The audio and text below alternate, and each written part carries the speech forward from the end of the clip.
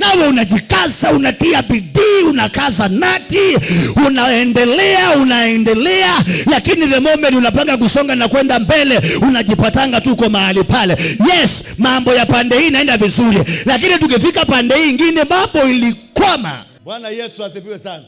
Wewe na mtu akona mali, akona magari, akona pesa, lakini hawezi kaa na familia yake. Hawezi kaa na familia. Mama mzuri ni mrembo, hata amesoma, lakini hawezi aka-afford kukuwa na mwanaume mzuri. Hawezi aka-afford.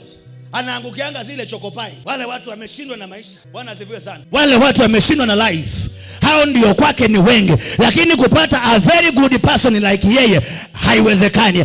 Anataka muonaji, anataka Asia, mtu asimame katikati na atamuke kile ambacho kinafanya fulani akawishwe baraka. Tunaondoa, anaingia kwa baraka zake. Sema nimepokea katika jina la Yesu Kristo.